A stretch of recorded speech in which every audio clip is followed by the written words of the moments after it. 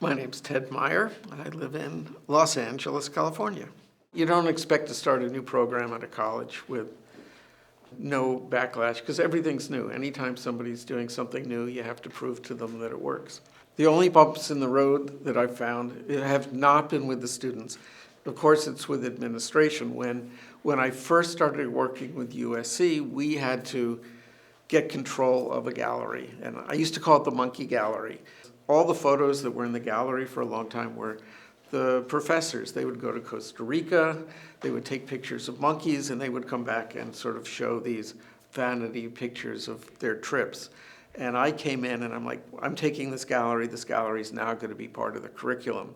So there was a little bit of politics, but luckily I have a great boss. And the first semester we did it, we would get 6 students showing up for a talk with one of the artists.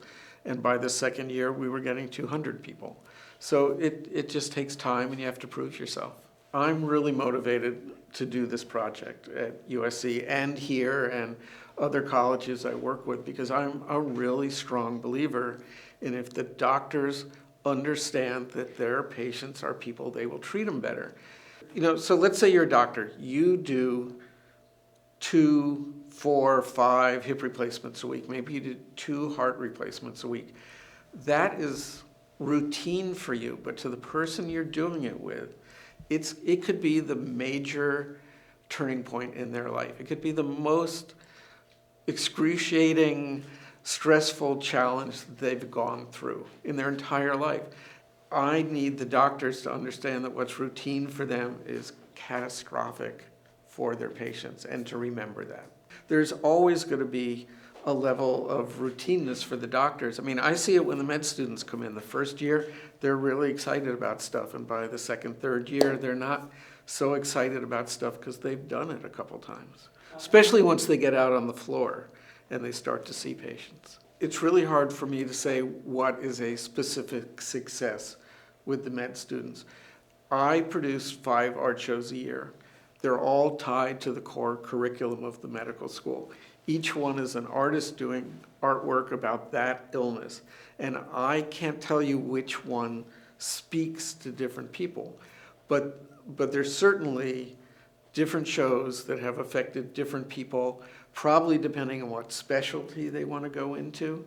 But again, it's so hard to tell because my final result is years down the road. Are they going to remember this person talking about how this illness affects their daily life and why they decided to depict it in a certain way 5 years down the road when they're dealing with another patient? My goal is just to get them to look at their patients, think this is a real person going through a real thing, and he has or she has a life outside of the exam room. And that they need to remember that that person has kids, hobbies, a life, interests that are all being affected by their illness. And that when they're treating them, they need to think about all that stuff, just not what drugs they're giving the person or what procedure they're going to put them through.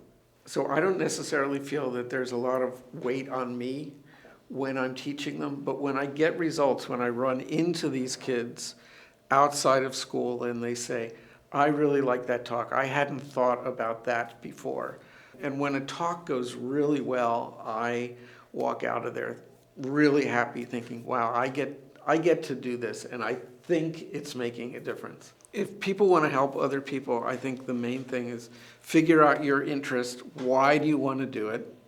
Usually it's because maybe something's happened to you, maybe you have an illness, maybe you have an interest. My interest was art and my reality was medical care, so it was really easy for me to mix the two.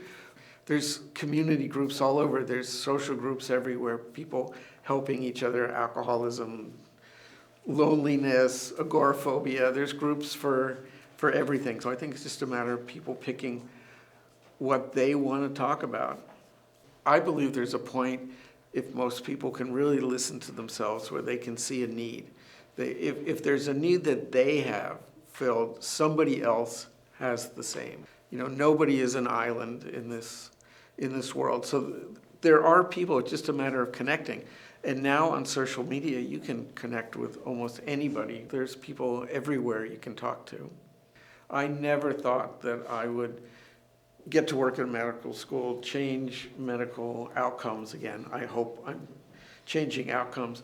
I'm just curious if a lot of people at the end of a career go, I made a difference, I'm happy with my addition to the world.